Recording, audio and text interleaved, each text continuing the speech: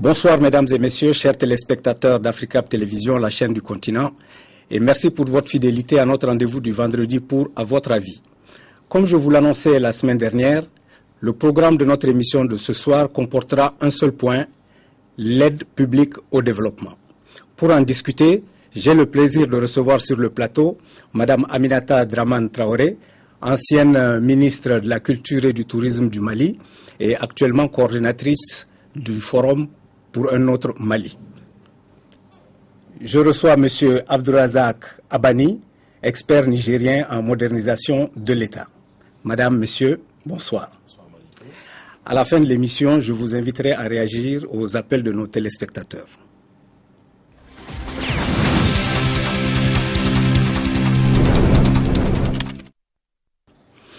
En guise d'introduction à notre sujet, je voudrais vous soumettre quelques données qui vont apparaître sur votre écran. Les principaux pays pourvoyeurs d'aide publique au développement en 2012 sont les États-Unis d'Amérique, l'Allemagne, le Royaume-Uni, la France et le Japon pour un total d'environ 79 milliards de dollars. La France, qui est notre pays colonisateur, est donc le 4e contributeur mondial de l'aide publique au développement. Et 55% de l'aide publique au développement française sont destinés à l'Afrique, dont 41% à l'Afrique subsaharienne. L'Union européenne est la principale organisation internationale pourvoyeuse d'aide publique au développement avec 63,7 milliards de dollars américains, y compris les aides bilatérales de ses États membres.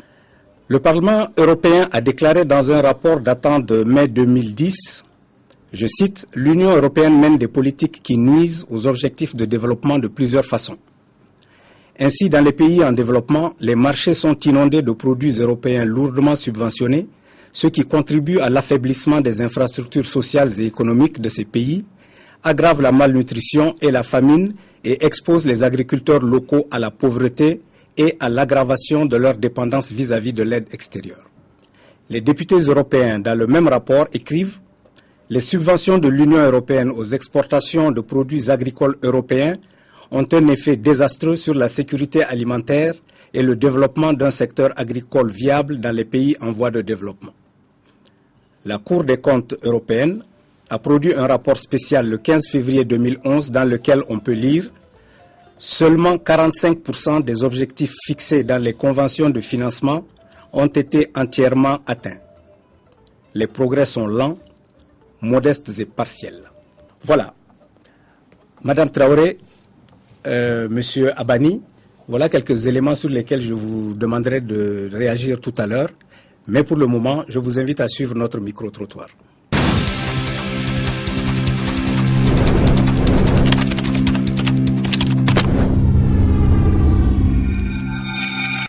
C'est normal qu'on doit aller emprunter de l'argent. C'est normal qu'on doit rembourser avec les intérêts. Mais si ces fonds sont venus pour destiner à l'éducation, à l'amélioration de l'éducation, des routes, des voies pour créer des emplois, il n'y a pas de problème. Mais moi, je pense que c'est nécessaire. Mais c'est nos dirigeants vraiment qui s'accaparent de ça pour faire autre chose. Au lieu que les Occidentaux, en nous octroyant ces aides, n'est-ce pas, puissent nous dicter dans quelle voie nous devrons investir ces aides-là, je pense qu'ils peuvent nous donner la latitude, n'est-ce pas, de dégager nos secteurs prioritaires pour en fait investir pour le développement de nos États. L'aide publique au développement, comme j'ai dit tout à l'heure, doit être recadrée et doit correspondre aux préoccupations et besoins des populations et doit arriver justement au niveau où on la sent le plus. Les pays développés ont mis en place dans leur budget des moyens financiers pour aider les pays en voie de développement. Alors, ces aides sont orientées dans des projets mis en place par l'État. Mais cependant, les aides publiques sont favorables pour l'État. On peut dire, mais ont également une contrepartie.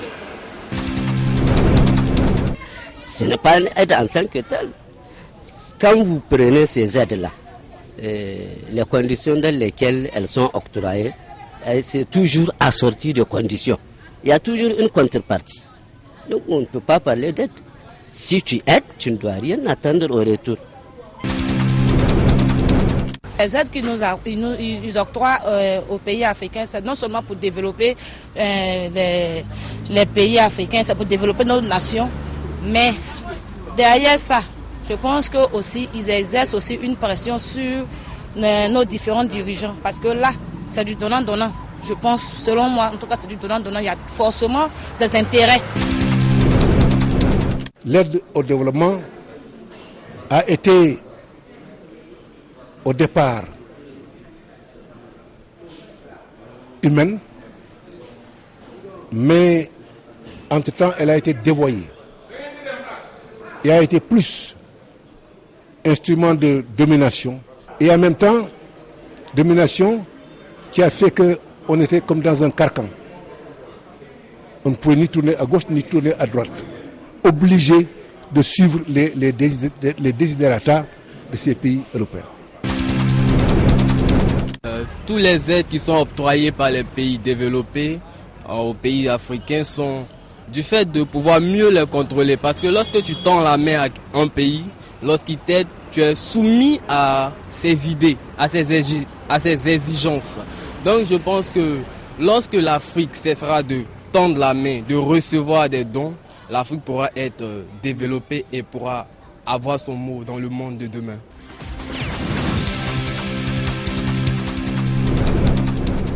Pour que nos téléspectateurs comprennent bien de quoi nous allons parler, je vais vous demander de nous dire succinctement ce que c'est que l'aide publique au développement. Madame Traoré.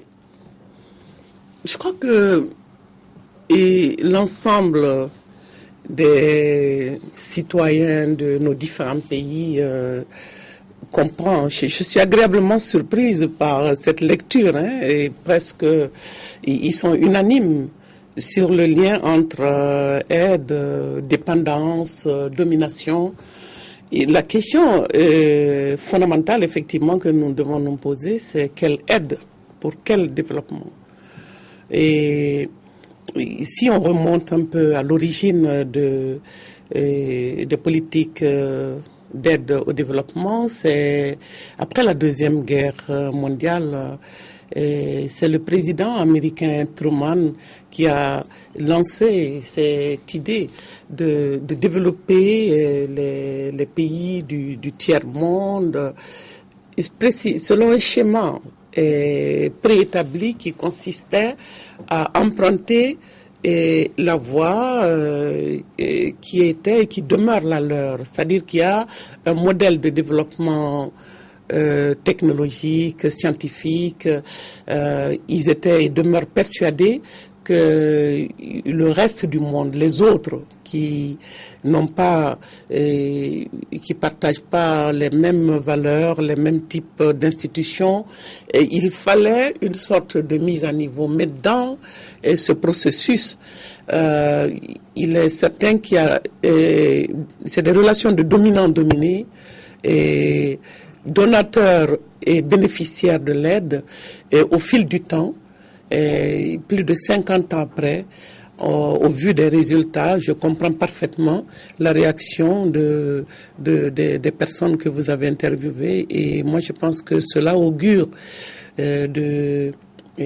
prouve que jusqu'à quel point on a compris, globalement nous avons compris. Et je crois que le débat nous permettra maintenant de savoir que faire quand on sait que celui qui vous aide s'enrichit à votre détriment, et que vous n'êtes pas libre, vous ne pouvez aller ni à gauche ni à droite, comme quelqu'un l'a dit. Que faire?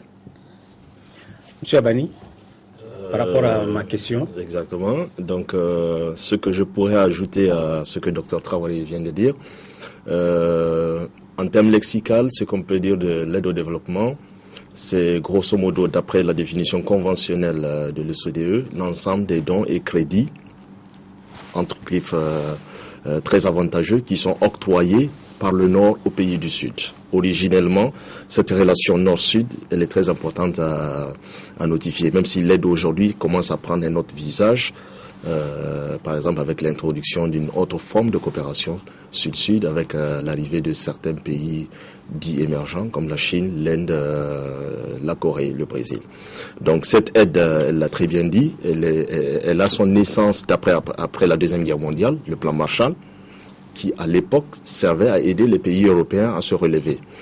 Et donc ce plan Marshall a évolué, a abouti à la création de l'OCDE, et quelque part l'OCDE, c'est l'ensemble des pays vainqueurs de la guerre qui vont se dire, écoutez, ce monde aujourd'hui est bipolaire, il faut contenir quelque chose, je parle de l'idéologie de l'Ouest, il faut contenir quelque chose qui vient de l'Est, donc il faut mettre en place un mécanisme qui va permettre d'accompagner cette attitude à vouloir bloquer l'avancée de l'Est dans les pays nouvellement indépendants. Donc en 1968, le comité d'appui d'aide au développement, qui est un forum interne à l'OCDE, va décider sur la base de critères que eux-mêmes vont définir comment on peut octroyer de l'aide dite favorable à ces pays, donc dons ou bien crédits concessionnels à des pays du Sud comme les pays africains. Oui, mais Madame Traoré disait, et c'est tout à fait juste, elle disait que le président Truman, lorsqu'il avait initié cette forme d'intervention, en réalité c'était pour aider effectivement les pays européens, mais c'était aussi surtout pour endiguer l'influence du communisme dans le monde, puisque à cette époque-là, le monde était relativement bipolaire. Il y avait les pays capitalistes d'un côté et il y avait les pays communistes de l'autre. Mais en ce qui concerne les pays africains, est-ce que dès le départ, le principe de l'aide était destiné à être un instrument de liaison néocoloniale? Oui, c'est-à-dire qu'il y a une forme d'interdépendance et nous le savons aujourd'hui plus que par le passé. Si nous prenons les relations des anciennes puissances coloniales et à leurs anciennes colonies, j'ai l'habitude de dire, en faisant référence aux enjeux énergétiques, que tout se passe comme si la voiture est au nord mais le carburant au sud. Aujourd'hui, les enjeux que constituent l'uranium, le pétrole, les richesses, les immenses richesses de l'Afrique qui ne sont pas transformées en Afrique et dont la transformation en Afrique en réalité n'intéresse personne. Et il montre jusqu'à quel point c'est un jeu de dupes.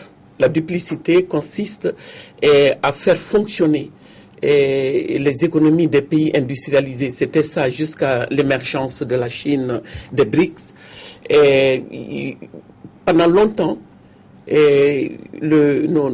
la croissance, la compétitivité, l'emploi, je dirais même la paix sociale dans les pays industrialisés s'obtiennent au prix d'une forme de coopération qui consiste à ponctionner les richesses du Sud. Et pendant longtemps, ça a été les richesses agricoles, et café, cacao, coton, arachide. Et les destinées de nos différents pays dépendaient pendant longtemps de ce que chaque pays, après les indépendances, en fait, nous n'avons pas changé de politique économique. Et tout le débat, tout le problème de l'Afrique aujourd'hui réside à ce niveau. C'est-à-dire que le colon est parti et les élites politiques et économiques ont pris la place du colon pour poursuivre son mode de développement, parce que quelque part nous restons persuadés qu'il n'y a pas d'alternative à ce modèle de développement, industrie, commerce, ainsi de suite, sauf que les rapports de force sont tellement déséquilibrés, les rapports de force ne sont pas conçus de manière à nous permettre de jouer à armes égales. On n'a pas affaire à des égaux, on ne joue pas à armes égales. Eux, ils ont besoin de nous, ils savent ce qu'ils attendent de nous, et l'aide au développement a malheureusement servi d'instrument pour gérer, instrument de chantage, pour discipliner nos dirigeants. Mais est-ce que c'était le cas à l'origine? C'était ça le sens de ma question. Est-ce que dès l'origine, elle a été conçue dans ce but-là? Ou bien est-ce que c'est devenu par la suite le produit d'une évolution? Et politiquement, comme Aboura l'a dit, c'était important dans le cadre de la guerre froide d'avoir à soi les deux blocs de l'époque et les pays aidés dans le cadre de la guerre froide, c'était par pays interposés, les deux blocs se battaient. Et nous, en tant que pays socialistes, à l'origine, nous étions aidés par l'URSS et les autres pays du bloc de l'Est.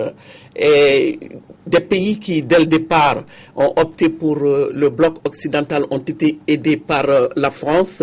Et par la suite, on a vu ce que cela a donné. Et on a tous fini par... et surtout après la chute du mur de Berlin, par entrer dans le moule du modèle néolibéral, et avec tout ce que cela comporte comme opportunité pour les uns et comme ce que nous appelons, il y a plus de risques que d'opportunités. Bien. Monsieur Abani, est-ce que vous pouvez nous dire les différentes formes que l'aide prend, l'aide publique au développement? Quelles sont les différentes? Parce que j'imagine que ce n'est pas simplement de l'argent. Très bien. Avant de réagir à cette question, j'aimerais quand même revenir sur le précédent point auquel faisait allusion Dr Traoré. Je pense que pour répondre à votre question formellement, est-ce qu'elle était honnête? Est-ce qu'elle était... si je peux reformuler votre question, la réponse est très simple, c'est non. Si on regarde historiquement, pas en remontant plus loin à la période de l'esclavage, mais plutôt à la période de la colonisation, les mobiles qui ont été avancés à l'époque pour justifier la colonisation, c'était cette mission civilisatrice de l'Afrique que l'Europe s'est targuée d'apporter aux Africains. Ils ont dit, ok, voilà un peuple qui vivait dans des conditions arriérées, dans des conditions barbares, on va leur apporter la civilisation, on va leur apporter les infrastructures, etc. Mais qu'est-ce qui s'est passé? On a très bien vu, pour prendre le cas de la France, que cette mission civilisatrice a eu plusieurs visages. C'est les fameux visages dont on va aborder. Ce que la France a fait en Côte d'Ivoire n'est pas la même chose que ce que la France a fait au Mali. Aujourd'hui, par exemple, le Niger, on traîne à amener les chemins de fer à Niamey, tout simplement parce que quelque part, à l'époque, à Dakar, quelqu'un a dit non, le Niger, il n'y a rien à faire, c'est pas la peine de tirer Bobo Niamey ou de tirer Parakou Niamey. Donc je pense que ça, c'est très important à fixer. Et de ce fait, on peut, sans risque de se tromper, le dire. On veut bloquer l'URSS, pour prendre le cas du bloc de l'Ouest. On veut favoriser nous-mêmes nos besoins économiques, le cacao, l'arachide, etc. Et c'est pour ça que les Européens ont aujourd'hui justifié l'aide. Donc ça, je pense qu'il n'y a pas matière à débat. Maintenant, pour revenir aux différents visages de l'aide, je pense que si on prend toujours d'après leur propre définition, il y a cette aide qui est dite financière. Elle est censée être composée de deux parties, dons et crédits concessionnels. Les principaux acteurs, vous les avez dit, ce sont les différents acteurs bilatéraux. Les États africains traitent d'État à État avec la France, l'Allemagne, les États-Unis, le Japon. C'est aussi les organismes de développement qui sont censés être d'ailleurs les catalyseurs des différentes aides de ces différents pays pour pouvoir les apporter aux pays africains. Et maintenant, l'autre aspect de l'aide, c'est l'aide technique qui, elle aussi, a plusieurs visages. Elle peut être sous la forme d'appui de techniciens, sous la forme de conseils, etc. Et aujourd'hui, un organisme comme la Banque mondiale se targue justement d'apporter plutôt ce genre d'expertise au lieu d'apporter de l'argent frais à travers différentes institutions, conseils qu'elles apportent à nos différents gouvernements. Mais dans ce cas aussi, je pense qu'il faut faire très bien la part de choses. Peut-être que d'autres spécialistes qui ont étudié les différents visages de l'aide bilatérale, je veux parler des instruments d'aide de ces différents pays, l'AFD pour la France, l'USAID pour les Américains, l'ACDI pour les Canadiens, etc. JICAD pour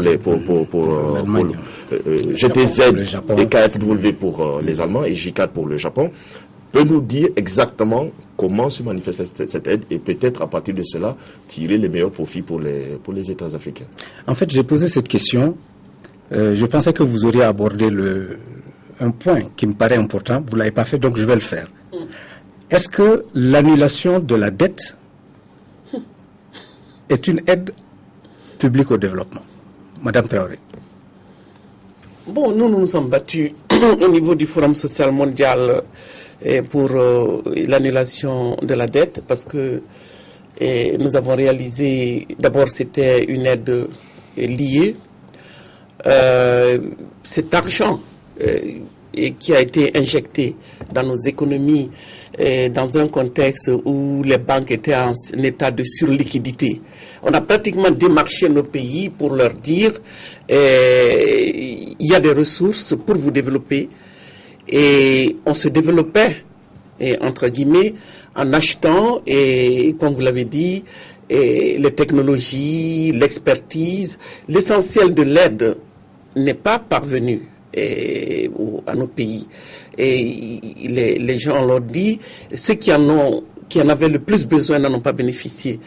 Et ça s'est passé à des niveaux où des pouvoirs contestables et contestés ont fait même base sur ces ressources extérieures, se sont enrichis en dehors de tout contrôle de la population. Donc, et puis pour des projets, c'est pour ça que dans la critique de l'aide, nous parlons de l'aide odieuse, c'est-à-dire que nous avons trouvé et nous trouvons inacceptable de faire payer à nos pays, de faire rembourser des dettes dont nous n'avons même pas conscience de l'existence et qui ont surtout profité aux pays qui ont, comment dirais-je, qui nous ont octroyé ces aides-là. Oui, mais Madame Traoré, ce sont quand même des gouvernements africains, souverains, qui ont contracté ces dettes-là. Oui, autoritaires, dictateurs parfois, et qui ont fait aussi opérer des projets de société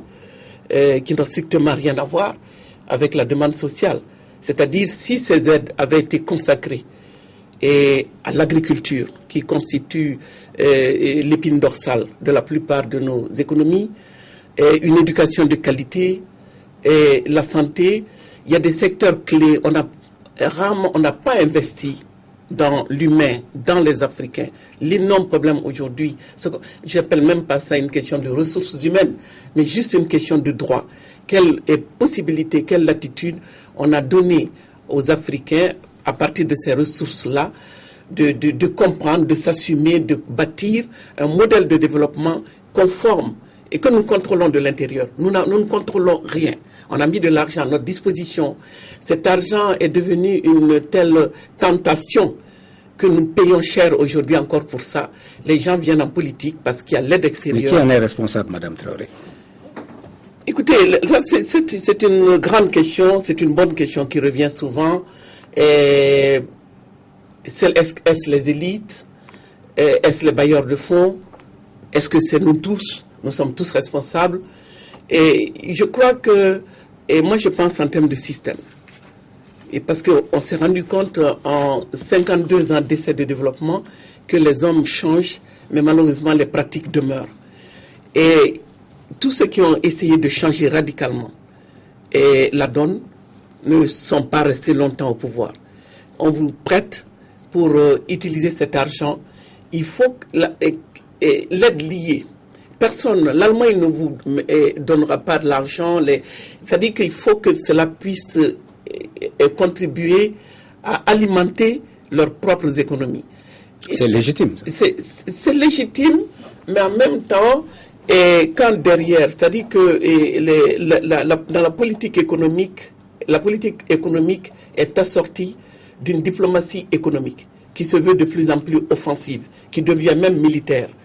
Si nous ne rendons pas disponibles les matières premières, et les grandes puissances mettent la clé sous le paillasson. Parce que les facteurs du développement chez eux, bien sûr, c'est la connaissance, c'est les travailleurs et leur salaire, c'est les technologies, c'est la matière première. Mais puisque ces matières premières ne sont pas disponibles localement, il faut absolument aller les chercher ailleurs. C'est cela qu'on appelle l'impérialisme dont le système capitaliste a besoin. Il faut aller chercher par tous les moyens.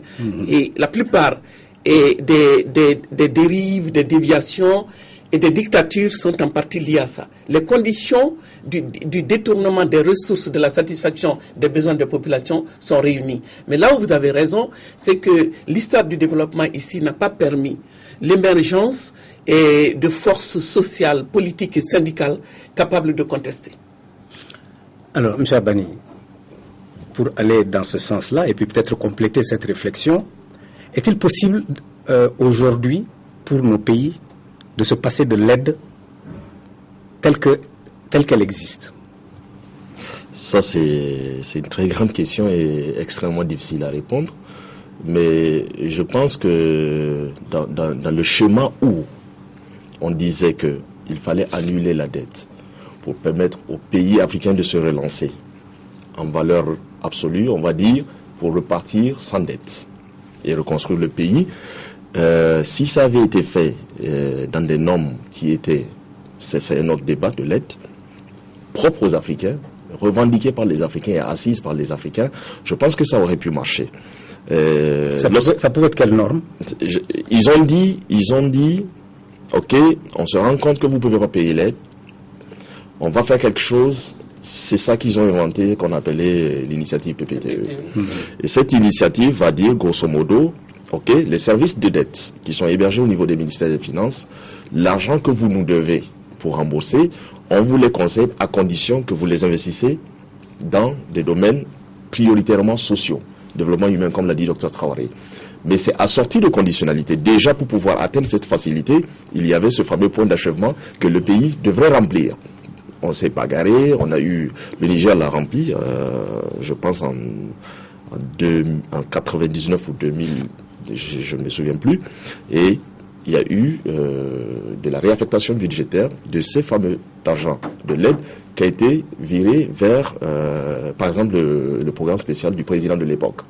Et on a vu ce qui s'est passé dans nos différents pays par rapport à cet argent. Est-ce que cette aide a été utile? À mon avis, pas. Est-ce que l'annulation a été une vraie annulation? À mon avis, pas, puisque les conditionnalités assortissaient nos pays et les obligeaient, point bien liés, à d'autres cycles qui pouvaient... Pourquoi vous dites pieds et points liés? Une dette, vous n'êtes pas obligé de la contracter? Ça, c'était ce que vous avez... Quand vous avez demandé à Mme Traoré, j'ai bien souri. Qui en est responsable? Je pense que quelqu'un doit assumer. Aujourd'hui, les jeunes comme moi, ils sont au courant de ce qui s'est passé en 1960, ils sont au courant de ce qui s'est passé en 1980, quand il y a eu les passes. Tout le monde est aujourd'hui unanime que ça a été une catastrophe. Ils sont au courant de ce qui s'est passé en 2005 à Paris, lorsque la communauté internationale s'est réunie pour dire, ok, il faut maintenant revoir le visage de l'aide, il faut lui donner une autre forme. On a fait la déclaration de Paris, on a défini des paliers qui vont permettre à nos pays de pouvoir accéder à un meilleur développement, entre griffes toujours, mais cette responsabilité, elle est partagée.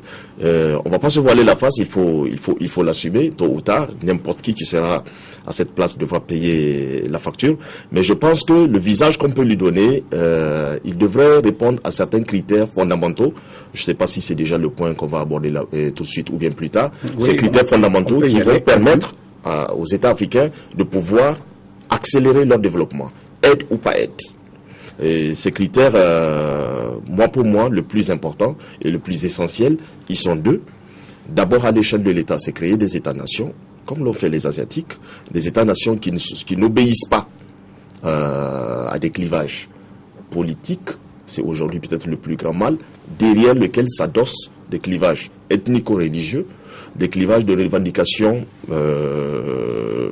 d'ordre communautaire, etc., etc.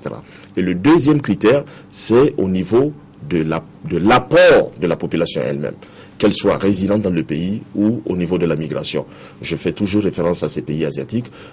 Chez eux, en 1960, lorsqu'ils ont initié les gros programmes de développement, ils ont massivement fait recours à leur diaspora, ils ont massivement fait recours à cette fameuse mafia de Berkeley, que sont les diplômés, les grands diplômés africains qui sont éparpillés partout à travers le monde. Lorsque je regarde la ministre des Finances du Nigeria, Mme Gozi, quand je regarde M.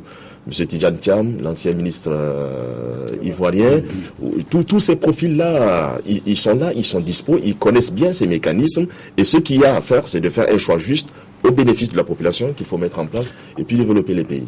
Est-ce que le choix suffit, madame? Parce que il faut que ce choix soit sous-tendu quand même par une volonté politique. Et une vision. Oui, absolument. Absolument. Alors, est-ce que...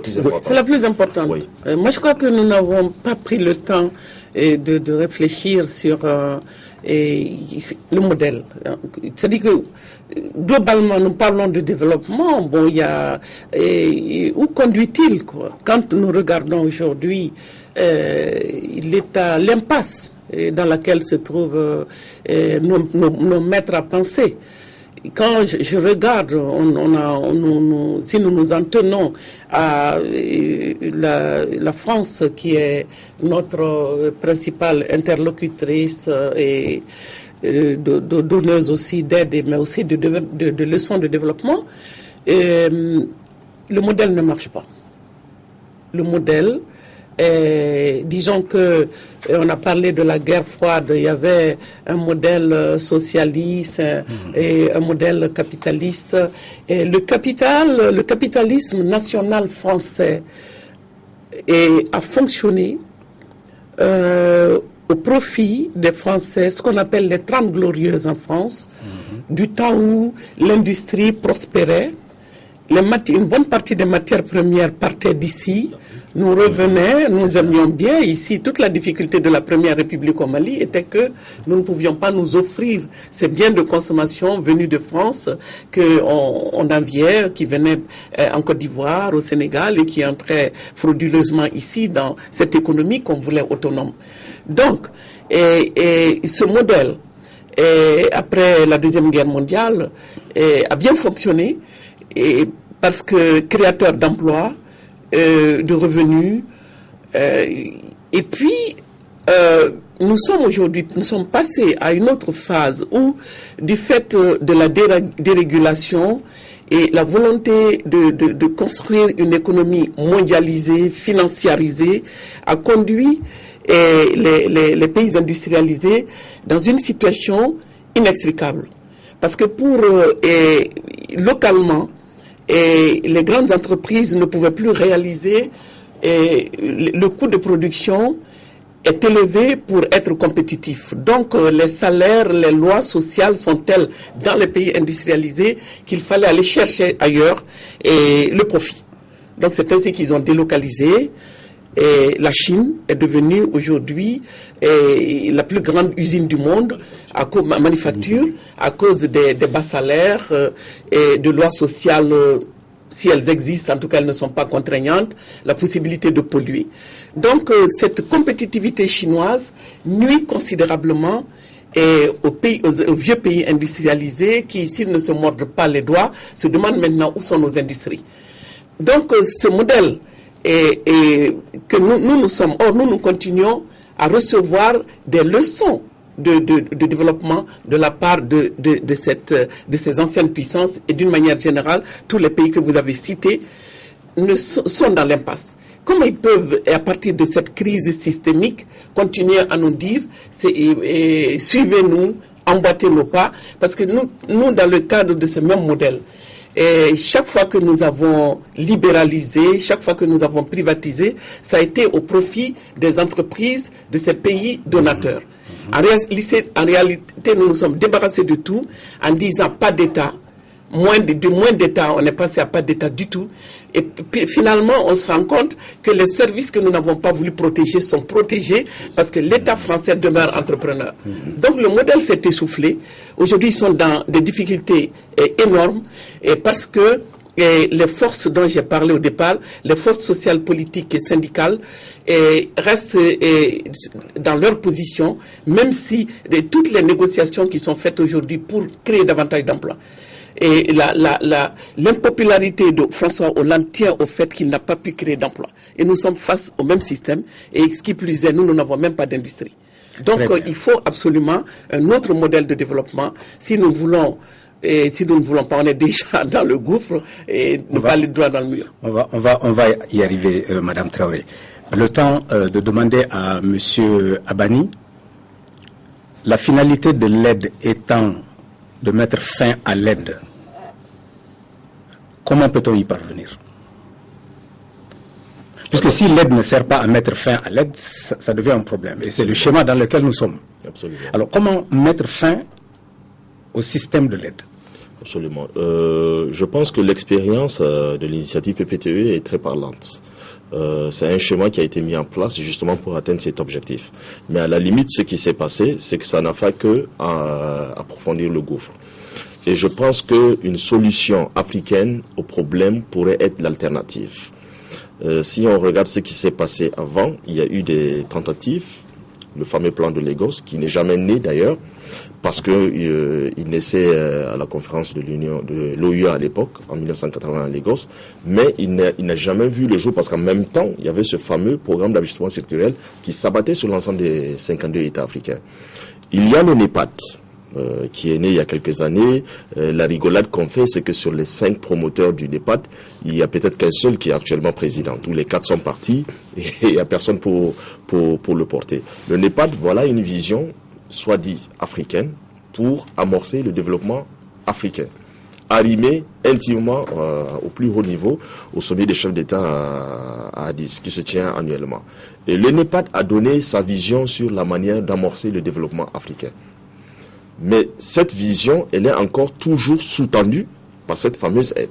Est-ce qu'en réalité, on va tout droit à la résolution des problèmes, ou bien on va encore créer un autre cycle qui va nous arrimer à une autre dépendance systémique avec le Nord? Apparemment, la deuxième alternative semble être la plus crédible. Donc, pour pouvoir résoudre cela, qu'est-ce qu'il faut faire? Je pense à mon avis que la solution africaine dont on parlait, c'est de pouvoir amorcer réellement ce cycle de mise en place d'États-nations, pour que les pays africains soient réellement des nations. Regardez ce qui se passe au Mali aujourd'hui. On a l'impression que le Nord c'est un pays et le Sud c'est un autre pays. On a le problème au Nigeria, on a le problème éternellement en RDC. Ça c'est peut-être le premier critère. Le deuxième critère c'est l'intégration africaine.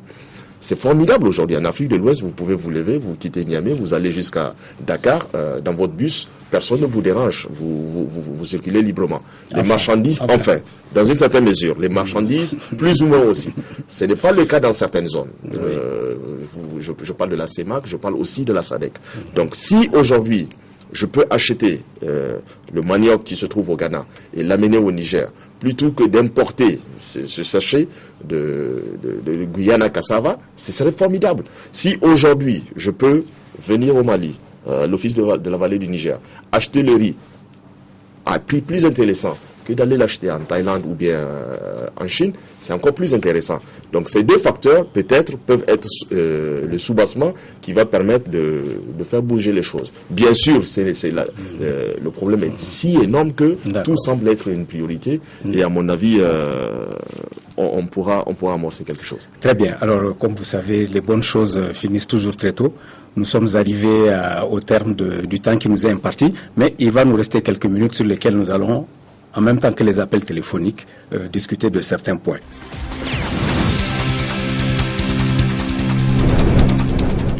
Et on me signale que nous avons Madame Fabienne qui appelle du Burkina.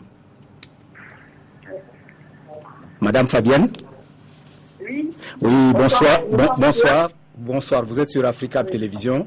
Vous avez la parole. Oui. D'accord. Moi, je m'appelle une question à Madame Aminata. Allez-y. Oui. Vous écoute. Moi, je voudrais comprendre pourquoi 50 ans après les indépendances, l'Afrique a toujours besoin de l'aide extérieure. Très bien. Merci, Madame Fabienne. Madame Traoré. De quoi? Parce que nous sommes... moi, je crois qu'on n'a pas pensé à décoloniser et la pensée. Nous sommes... Le colon est parti, il est revenu, mais nous, les chaînes que nous avons dans nos têtes, Madame Fabienne, sont telles que nous sommes incapables de penser par et pour nous-mêmes.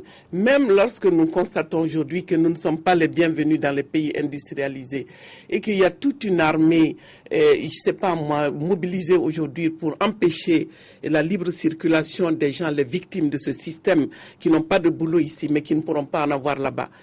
Et que là-bas non plus il n'y a pas de travail. Tout cela devrait nous pousser. Je parle encore, c'est une question de leadership.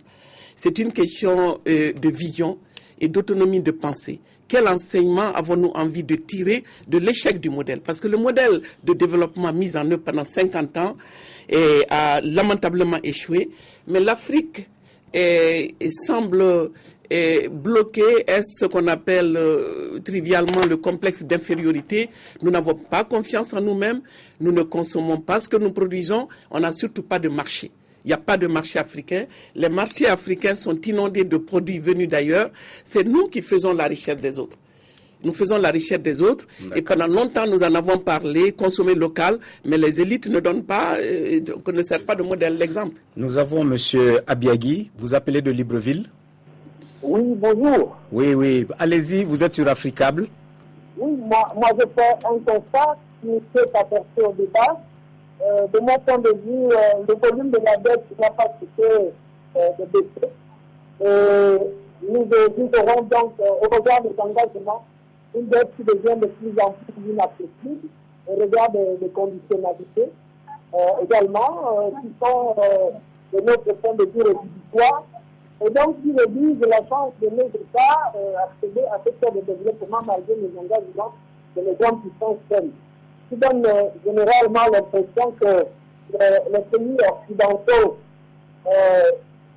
vont renforcer plutôt leur dictat sur nos États, leur droit d'ingérence sur nos États à travers leur aide publique de développement. Mais c'est difficile de toutes les façons, c'est notre impression. D'accord. Merci, M. Abiagui. Ce qu'il dit est très très intéressant et je pense que ça relève la question du choix même des Africains. Je vais vous donner deux exemples très très illustratifs. Dr Traoré l'a bien évoqué. Il y a, comme premier exemple que je voudrais donner, la question des évacuations sanitaires. Monsieur Mariko, aujourd'hui, ce qui se passe dans nos différents ministères des Finances, la facture qu'on paye pour faire l'évacuation sanitaire du citoyen lambda qui a la chance de pouvoir être évacué parce que son cas est très critique, mais en majorité aussi, surtout de l'élite qui en bénéficie réellement, est si énorme que si cette cassette était affectée à construire même une clinique VIP, je ne sais pas, je raconte n'importe quoi, pour que le soin puisse se faire localement, pour que des médecins africains puissent travailler dans ces hôpitaux ou ces cliniques localement pour offrir ces soins de santé puissent être faits. Mais jusqu'à aujourd'hui, très peu, je vous dis très peu, de dirigeants africains ont eu le courage de pouvoir prendre en charge ce genre de choses. On l'a vu, je ne caricature pas, ou pour un simple mal de tête, Madame la Présidente ou quelque chose comme ça prend l'avion pour aller à Paris pour se faire soigner. Le deuxième exemple que je voudrais prendre, ce sont les mécanismes, les truchements que aujourd'hui le Nord veut donner comme visage à l'aide. Je prends le cas des Américains. Aujourd'hui, les Américains, ils ont créé différents dispositifs pour apporter de l'aide aux Africains.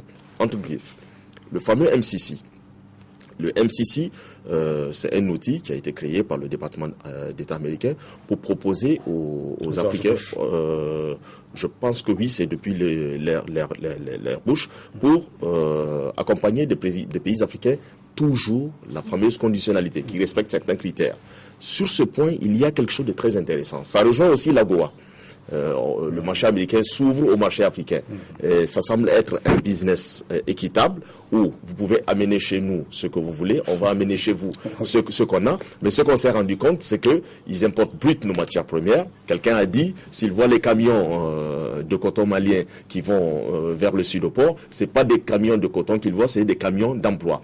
Donc le MCC, l'AGOA, l'Exim Bank des États-Unis qui invite les institutionnels africains à pouvoir avancer, ça, ce sont des instruments, il faut bien regarder avant de dire oui, on y va.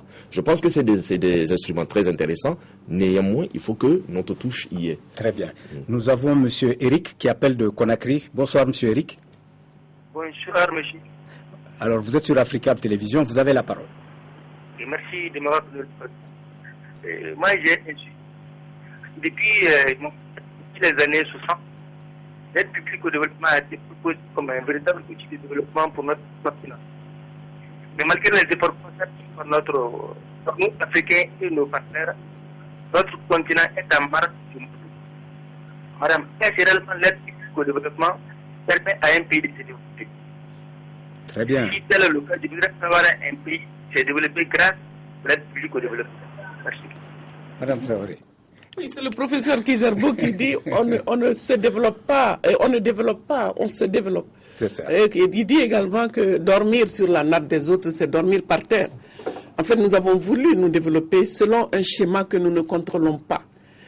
Et tout le problème est là. Et tant que nous ne comprendrons rien à l'état de nos sociétés, si nous ne décortiquons pas le système dans lequel nous sommes. Ce système aujourd'hui va fonctionner. L'un des dangers, je pense que M. Abani en conviendra, c'est que là, étant donné que l'industrie et l'emploi, rien ne marche dans les vieux pays industrialisés, ils ont tendance aujourd'hui à aller vers la financiarisation et la spéculation.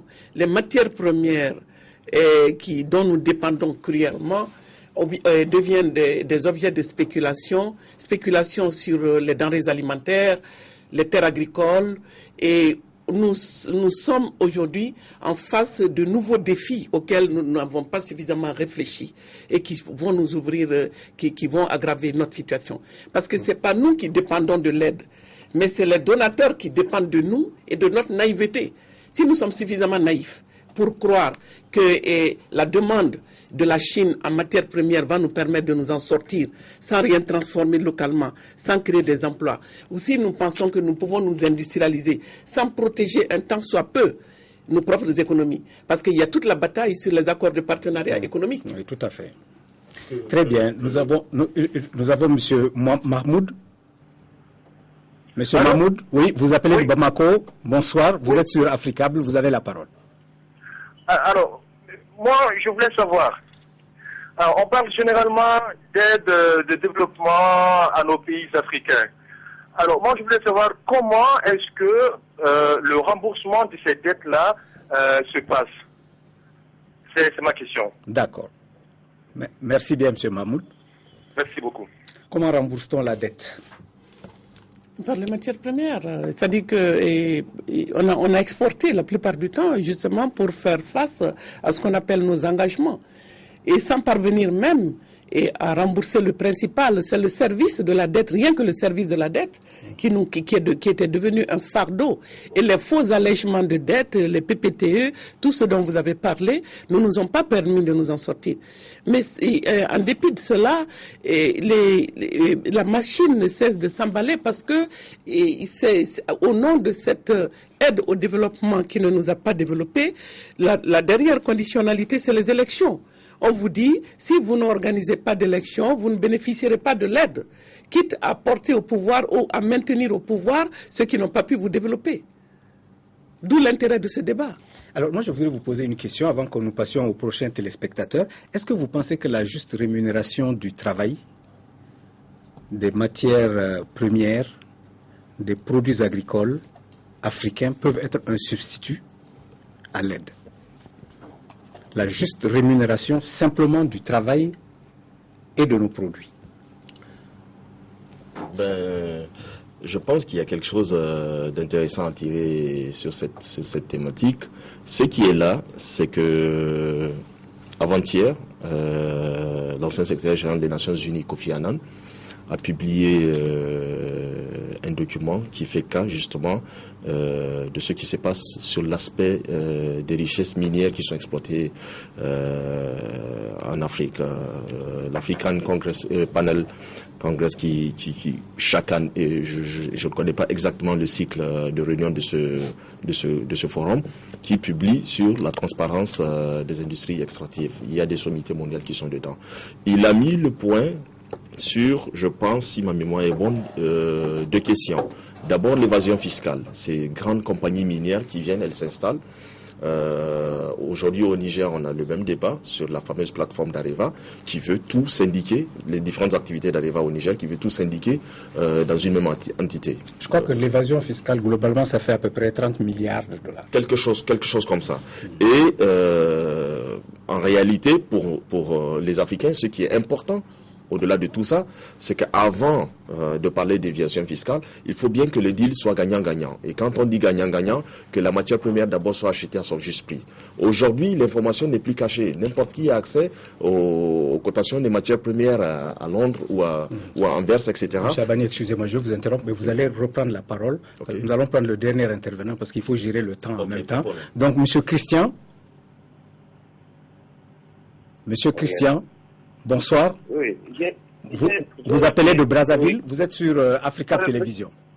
Oui, Oui, bon, mais je ne sais peut-être pas poser une question. Je vais plutôt réagir. Parce qu'il y a souvent une mauvaise interprétation ici en Afrique sur l'aide de développement. Parce que vous allez vous rendre compte, certainement avec moi, que cela fait belle lurette que nous parlons de l'aide de développement. Or, les pays sur lesquels nous nous comptons pleurent la destruction, la crise économique de leur pays. Et au lieu que les Africains puissent valoriser la formation qualifiante et de valoriser leur richesse, nous parlons toujours de l'aide de développement, qui finalement devient une stratégie des Occidentaux de pouvoir faire marcher les Africains. Donc, qui est au gouvernement africain de prendre toutes leurs responsabilités. Merci. Donc, moi, je pense que cette histoire de l'aide de développement, si les gouvernements africains peuvent s'asseoir avec les concernés qui sont des populations, on devait mettre un terme pour créer un partenariat égal avec tout le monde. Merci, M. Christian. Merci, M. Christian. Nos invités vont réagir. Nos invités vont réagir à votre. Nos invités vont réagir à votre intervention assez rapidement. Donc, juste avant de remettre la parole à Dr Traoré, je disais, il est plus intéressant d'acheter la ressource minière à son juste prix, plutôt que de dire qu'on va donner l'aide. Mais au-delà de ça, je pense que c'est l'économiste en chef même de la Banque mondiale qui l'a dit, Chantal Devrajan, il est plus indiqué pour les Africains eux-mêmes de traiter leurs matières premières localement et les valeurs ajoutées qui s'en créeront seront davantage plus intéressantes pour le continent, en matière d'emploi essentiellement. Une minute. Oui, je crois qu'il y a un livre qui s'appelle « La trahison des élites ».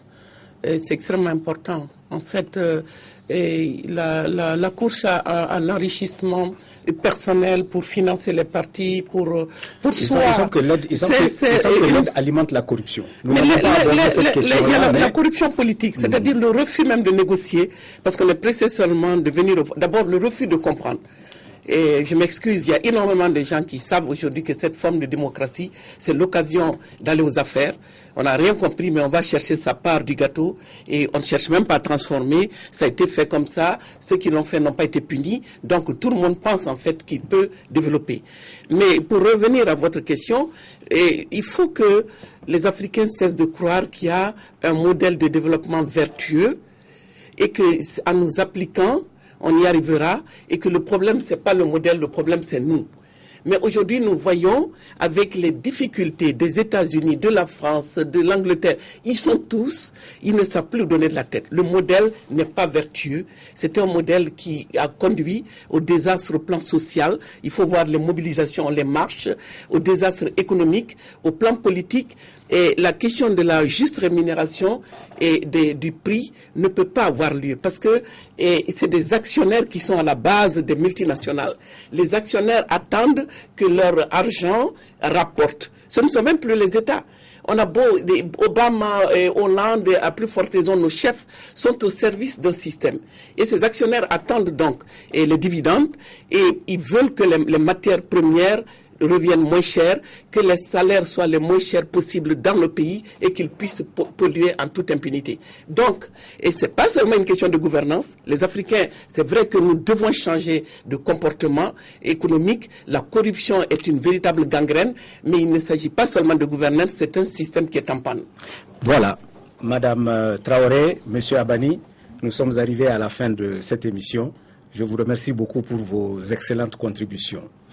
Mesdames et messieurs, la semaine prochaine, nous aurons un seul sujet qui sera « Que reste-t-il de l'idéal panafricaniste des pères fondateurs de l'OUA, ancêtre de l'Union africaine, 50 ans après la création de celle-ci ?»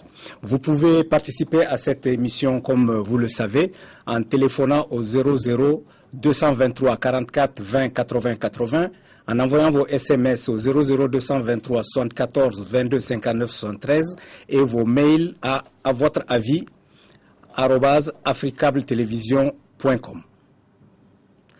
Nous sommes donc arrivés à la fin de cette émission. Bonne soirée chez vous et à vendredi.